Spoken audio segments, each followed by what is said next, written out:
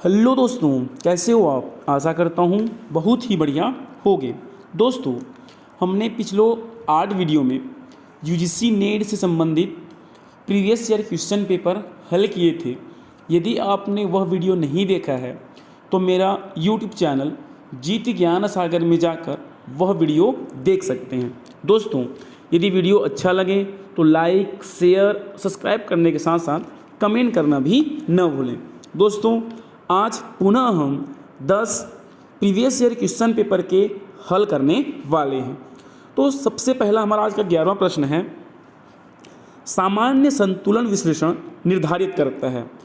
सामान्य संतुलन विश्लेषण निर्धारित करता है दोस्तों, इसका प्रतिपादन जो है प्रोफेसर लियोन वालरा ने किया था। किसने किया था जी? प्रोफेसर लियोन वालरा ने किया था।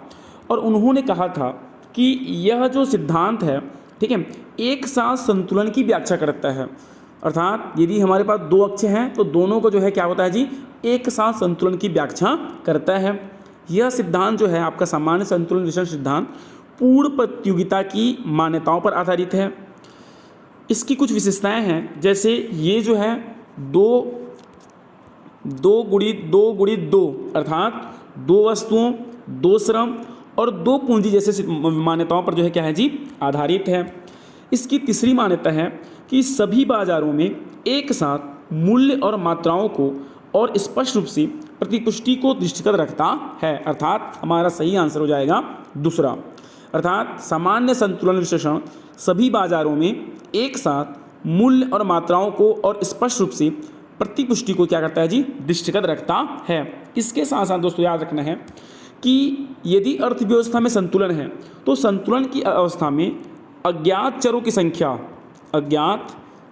संख्या और अज्ञात समीकरण जो है क्या होते हैं जी, दोनों जो है समान होते हैं, बराबर होते हैं। इसके साथ साथ जब अर्थव्यवस्था संतुलन की स्थिति में होती है तो उसकी डायग्राम जो है कुछ इस तरह से बनता है। आपका एस हो जाएगा, आपका हो जाएगा डी, आपका एडी हो जाएगा, और ये हमारा क्या कहलाता है, संतुलन की अवस्था कहलाता है। तो दोस्तों, इस तरह से सामान्य संतुलन विश्लेषण सभी बाजारों में एक साथ मूल्य और मात्राओं को और स्पष्ट रूप से प्रतिपुष्टि को जो है क्या करता है जी, दृष्टिगत रखता है। अर्थात हमारा सही आंसर हो जाएगा पहला। आज का दूसरा और 12वां प्रश्न है हमारा, मकड़ जाल मॉडल के अनुसार स्थायी संतुलन की अवस्था किस स्थिति में पाई जाती है? तो दोस्तों, स्थायी संतुलन की अवस्था उस बिंदु पर पाया जाएगा जहां पर मांग आधिक्य तथा मांग की लोच ज़्यादा होती है पूर्ति की लोच से। अर्थात हमारा आज का सही आंसर हो जाएगा दूसरा। मकड़ जाल मॉडल के अनुसार स्थायी संतुलन उस स्थिति में प्राप्त होगी जब मांग आधिक्य तथा मांग की लोच जो है वो हमेशा ज़्यादा होती है किसके, पूर्ति की लोच से। दोस्तों, मकड़ जाल जो होता है वह 3 प्रकार के उच्चावचनों को क्या करता है जी, बताता है जी। सबसे पहला होता है सतत मकड़ जाल। पहला कौन सा होता है जी आपका, सतत मकड़ जाल। सतत मकड़ जाल की स्थिति में कोई स्थायी संतृप्ति प्राप्त नहीं होती और दोनों वक्र की लोच जो है क्या होती है जी, एक होती है। अर्थात सतत मकड़ जाल की स्थिति में कोई स्थायी हल नहीं मिलता है। साथ ही साथ जो दोनों वक्र होते हैं, इन दोनों वक्र की जो लोच होती है वो क्या होता है जी, एक ही होता है, एक के बराबर ही होता है। दूसरा होता है हमारा अभिबिंदुक मकड़ जाल। दूसरा क्या होता है जी, अभिबिंदुक मकड़ जाल, जिसे हम कॉन्वर्जेंट कॉब वेब कहते हैं। क्या कहते हैं? कॉन्वर्जेंट कॉब वेब के नाम से जाना जाता है। यह वह स्थिति होती है जहाँ पे पूर्ति लोच जो है मांग की लोच से क्या होती है जी, कम होती है। अर्थात हमारी जो पूर्ति की लोच होती है वो क्या होगी, कम होगी मांग की लोच से। और तीसरा होता है हमारा अपबिंदुक मकड़ जाल, डाइवर्जेंट कॉन्वेव। इस स्थिति में मांग वक्र पूर्ति वक्र की अपेक्षा कम लोचदार होती है। मांग वक्र जो होती है वो पूर्ति की अपेक्षा क्या होती है जी, कम लोचदार पाया जाता है। तो इस तरह से आज का हमारा 12वां प्रश्न का हल है, मकड़ जाल मॉडल के अनुसार स्थायी संतुलन तब प्राप्त होगी जब मांग अधिक के तथा मांग की लोच जो है ज़्यादा होती है पूर्ति की लोच से। मकड़ जाल 3 प्रकार का होता है। सतत मकड़ जाल, जहाँ पर कोई जो है स्थायी स्थिति प्राप्त नहीं होती, दोनों वक्र की लोच क्या होती है, समान होती है। दूसरा होता है आपका अभिबिंदुक मकर जाल, कॉन्वर्जेंट कॉबवेव, वह स्थिति होती है जहाँ पे पूर्ति लोच जो है मांग की लोच से क्या होती है जी, कम होती है। और तीसरा होता है अपबिंदुक मकर जाल अर्थात डायवर्जन कॉबवेव, इस स्थिति में मांग वक्र पूर्ति वक्र की अपेक्षा कम लोचदार होती है।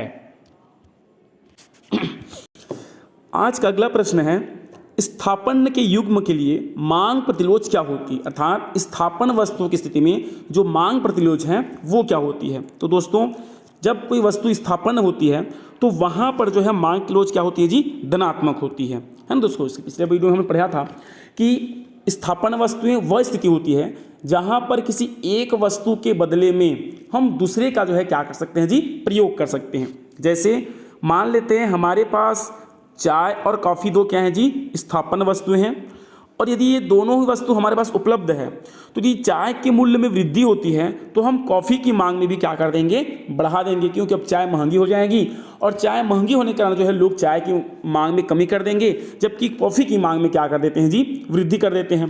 तो इस तरह से चाय के मूल्य बढ़ने के कारण जो कॉफ़ी की मांग में बढ़ गई वही हमारी क्या कहलाती है, स्थापन वस्तु कहलाती है। और चूंकि मूल्य बढ़ने के साथ साथ उसकी मांग भी बढ़ रही है, इसलिए यह क्या कहलाएगा, धनात्मक हो जाएगा, पहला आंसर। दोस्तों इसके साथ साथ कुछ और चीज़ें याद रख लेना। जब वस्तुएं स्वतंत्र होती हैं, जब वस्तु क्या होगी, स्वतंत्र होगी, तो स्वतंत्र वस्तुओं पर जो है मांग की लोच क्या होती है जी, जीरो हो जाती है जी। ठीक है, जब भी कभी वस्तु का मूल्य क्या होगा, स्वतंत्र होगा, अर्थात एक वस्तु का दूसरे वस्तु के मूल्य पर, एक वस्तु की मूल्य पर दूसरे वस्तु की मांग का किसी प्रकार का कोई प्रभाव नहीं पड़ता, ऐसी स्थिति को हम क्या कहते हैं, स्वतंत्र वस्तु कहते हैं। और स्वतंत्र वस्तु पर जो है मांग की लोच क्या होती है, जीरो हो जाती है जी। दूसरा होता है पूरक वस्तुएं, अर्थात जब किसी हम क्या करते हैं, दोनों वस्तुओं का जो है साथ साथ प्रयोग करते हैं, जैसे कार और आपका पेट्रोल, ये क्या है, हमारी पूरक वस्तुएं हैं। तो पूरक वस्तु की स्थिति में जो मांग की लोच होती है वो क्या होता है जी, आपका ऋणात्मक होता है। ठीक है, जैसे कार का मूल्य, या हम ये समझें पेट्रोल का मूल्य बढ़ जाता है तो लोग कार का जो है उपयोग करना कम कर देते हैं। तो एक वस्तु के मूल्य में वृद्धि होने से दूसरी वस्तु के मूल्य में हम क्या कर रहे हैं जी, कमी कर रहे हैं। तो इस स्थिति को क्या कहते हैं, मांग की लोच जो है ऋणात्मक हो जाता है। तीसरा है हमारा धनात्मक, तो बता ही दिया था, स्थापन वस्तु। और चौथा होता है पूर्ण स्थापन वस्तु, अर्थात जब किसी वस्तु को जो है हम पूर्ण रूप से क्या कर सकें, परिवर्तन कर देते हैं, तो उसे हम पूर्ण स्थापन वस्तु कहते हैं। और पूर्ण स्थापन वस्तु की स्थिति में मांग की लोच जो है वो क्या होती है जी, अनंत होती है। तो इस तरह से आज हमारा स्थापन वस्तु के युग्म के लिए मांग प्रतिलोच होती है, तो स्थापन वस्तु और मांग की लोच क्या हो जाएगी, 1 के बराबर होती है। 14वां प्रश्न आज का है, किसी वस्तु के लिए उपभोक्ता पूर्ण तृप्ति बिंदु होता है जब सीमांत प्रयोगिता होती है। तो दोस्तों सीमांत प्रयोगिता हास नियम यह बताता है कि जैसे जैसे हम किसी एक वस्तु की उपभोग वृद्धि करते जाते हैं, उसकी उपयोगिता जो है धीरे धीरे क्या होती है जी, घटती जाती है। और एक उपभोक्ता को उस स्थिति में अधिकतम लाभ प्राप्त होती है जहाँ पर सीमांत उपयोगिता जो है क्या होती है जी, जीरो हो जाती है। जब सीमांत उपयोगिता की क्या होनी चाहिए, वैल्यू क्या होगी, शून्य हो जाती है, वहाँ पर जो है एक उपभोक्ता को अधिकतम संतुष्टि या तृप्ति बिंदु की प्राप्ति होती है। तो इस तरह से इसका सही आंसर हो जाएगा आपका पहला। जैसे दोस्तों आप लोग देखिए होंगे कि ये हो जाता है आपका कुल उपयोगिता, है ना, और ये हो जाएगा आपका सीमांत उपयोगिता। कुछ इस तरह से आपका डायग्राम बनता है।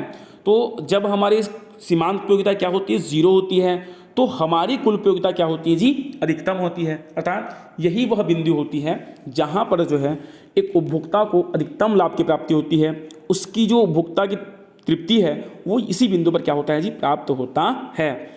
और इसके बाद जो है यदि कोई उपभोक्ता किसी वस्तु की उपभोग को जारी रखता है तो हमारी कुल उपयोगिता भी क्या होने लगती है जी, गिरने लगती है, जबकि सीमांत उपयोगिता जो है क्या हो जाता है जी, आपका ऋणात्मक हो जाता है।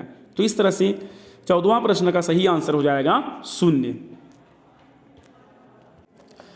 15वां प्रश्न है हमारा, ऐसे समाज में जब लोगों की आय बढ़ती है वह इसका अधिकांश भाग उपभोग पर खर्च कर देती है, तो इस स्थिति को अर्थशास्त्र में किस नाम से जाना जाता है। देखिए दोस्तों, जब ऐसी समाज में जब लोग जो है अपनी जितनी भी आय होती है उस आय का अधिकांश भाग जो है उपभोग पर खर्च कर देते हैं, तो उस स्थिति को हम सीमांत उपभोग क्षमता कहते हैं। इसीलिए कहा जाता है कि सीमांत उपभोग क्षमता जो होती है वो गरीबों में अधिक और अमीरों में क्या पाया जाती है जी, कम पाया जाता है। क्योंकि गरीब व्यक्ति जो है जितना कमाता है उसका अधिकांश भाग जो है किस पर खर्च कर देता है, उपभोग पर खर्च कर देता है, जबकि अमीर वर्ग जो होता है वो अपने आय का कुछ हिस्सा जो है कहाँ कर लेता है जी, जमा करके रख लेता है। तो इस तरह से ऐसे समाज में जब लोगों की आय बढ़ती है और वह उसका अधिकांश भाग उपभोग पर खर्च कर देती है, कंज्यूम कर लेती है, तो उस स्थिति को सीमांत उपभोग क्षमता के नाम से जाना जाता है। 16वां प्रश्न है हमारा, निम्नलिखित में से कौन सा देश के उत्पादन फ्रंटियर को क्या करती है जी, परिवर्तित नहीं करती है। तो दोस्तों, नई सामग्री की खोज जो विनिर्माण को अधिक कुशलता बनाती है, ये जो है देश की उत्पादन फ्रंटियर को क्या करती हैं, बढ़ावा देती है। ठीक है, मतलब देश की उत्पादन क्षमता को बढ़ाती है।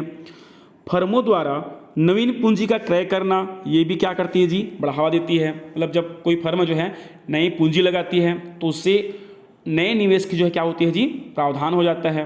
और उन्नत प्रौद्योगिकी की शुरुआत, अर्थात जब कोई देश क्या करता है, नए नए टेक्नोलॉजी का इस्तेमाल करता है, तो उससे भी जो है देश की उत्पादन फ्रंटियर में क्या होता है जी, परिवर्तन होता है।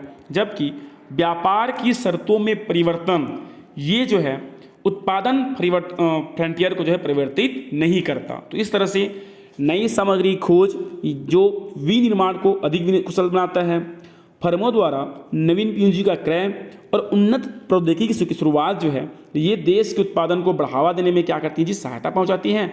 जबकि व्यापार की शर्तों में परिवर्तन जो होता है वो उत्पादन फ्रंटियर को परिवर्तन करने में सहायता नहीं पहुंचाती है।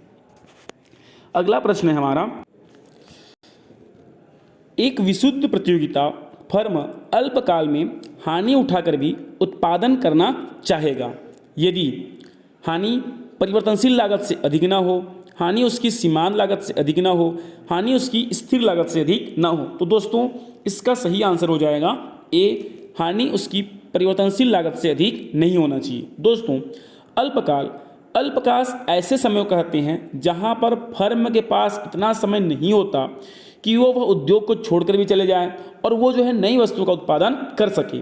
इसलिए अल्पकाल में हानि उठाकर एक विशुद्ध प्रतियोगिता फर्म में तब तक उत्पादन करते रहेगा जब तक फर्म अपनी परिवर्तनशील लागत के अलावा स्थिर लागत का भी कुछ हिस्सा प्राप्त न करते रहे। यदि फर्म परिवर्तनशील लागत ही निकाल नहीं पाए तो वो जो है क्या कर सकता है जी, अपने उत्पादन को जो है बंद कर सकता है। तो इस तरह से इसका सही आंसर हो जाएगा एक, अर्थात यदि कोई फर्म अपनी परिवर्तनशील लागत के बराबर भी आय प्राप्त नहीं कर रहा है तो वो जो है उद्योग को या फर्म को छोड़कर क्या कर सकता है जी, चला जाएगा। आज का 18वां प्रश्न है, मजदूरी कोष वेज फंड थ्योरी के प्रतिपादक कौन हैं। तो मजदूरी कोष सिद्धांत का प्रतिपादक जो है प्रोफेसर एडम स्मिथ ने किया था। उनका कहना है कि एक मालिक जो है, ठीक है, एक मालिक जो है एक कोष रखता है जहां से मजदूरों को जो है क्या दिया जाता है जी, मजदूरी दी जाती है। यदि उस कोष में वृद्धि होती है तो मजदूरों की मजदूरी भी क्या हो जाती है जी, बढ़ जाती है। तो इस तरह से मजदूरी कोष सिद्धांत का प्रतिपादक जो है किसने, प्रोफेसर एडम स्मिथ ने कहा था। आज का 19वां प्रश्न है हमारा, प्रेरित विनियोग बढ़ता है। तो दोस्तों, प्रेरित विनियोग जो होती है वो आय में वृद्धि के साथ साथ, ठीक है, विनियोग भी क्या करता है जी, जब बढ़ाता है तो उसे हम क्या कहते हैं, प्रेरित विनियोग कहते हैं। अर्थात दोस्तों, प्रेरित विनियोग जो है आय में वृद्धि के साथ साथ, लाभ की दर के साथ साथ वो जो है क्या होती है, लगातार बढ़ती जाती है। क्योंकि जब किसी व्यक्ति को लाभ प्राप्त होता है या लोगों की आय में वृद्धि होती है तो जैसे ही लोगों की आय में वृद्धि होगी वस्तुओं की मांग भी क्या करता है जी, बढ़ा देता है। और वस्तुओं की मांग बढ़ने से ही प्रेरित विनियोग क्या होते हैं जी, बढ़ जाता है। और दोस्तों याद रखना है कि यदि आय का स्तर शून्य हो जाता है तो आय का स्तर शून्य हो जाए तो मांग नहीं होगी, मांग नहीं होने से जो है क्या होता है जी, प्रेरित विनियोग भी शून्य हो जाता है। तो इस तरह से प्रेरित विनियोग जो होती है वो आय में वृद्धि के साथ साथ, लाभ की दर में वृद्धि के साथ साथ जो है क्या होता जाता है जी, बढ़ता जाता है। आज का हमारा अंतिम प्रश्न है, बजट घाटा, है ना दोस्तों, ये घाटा है कि तुलना में राजकोषीय घाटे का आकार सदा होता है। तो दोस्तों हमेशा याद रखना है, जो बजट घाटा होता है वो राजकोषीय घाटे की तुलना में हमेशा क्या होता है जी, अधिक होता है जी। ठीक है, बजट घाटे की तुलना में राजकोषीय जो घाटा का आकार होता है वह हमेशा क्या होता है, ज़्यादा होता है, क्योंकि राजकोषीय घाटे में उधार एवं अन्य देयताओं को भी क्या किया जाता है जी, शामिल किया जाता है। मतलब बजट घाटा कम होगा, राजकोषीय घाटा हमेशा क्या होती है, ज़्यादा होती है, क्योंकि इसमें उधार एवं अन्य जो देयताएं होती हैं, ठीक है, रेवेन्यू एक्सपेंडिचर, कैपिटल एक्सपेंडिचर, ये सारी चीज़ को उसमें क्या किया जाता है जी, शामिल किया जाता है। इसलिए बजट घाटे की तुलना में राजकोषीय घाटा जो है हमेशा क्या होता है जी, ज़्यादा होता है। दोस्तों आज के लिए इतना ही। यदि आपको वीडियो अच्छा लगे और आप यदि छत्तीसगढ़ की तैयारी कर रहे हैं प्रतियोगिता परीक्षा की और यूजीसी नेट इकोनॉमिक्स की तैयारी कर रहे हैं, तो मेरे यूट्यूब चैनल जीत ज्ञान सागर को लाइक, शेयर और सब्सक्राइब करने के साथ साथ कमेंट करना भी न भूलें। धन्यवाद।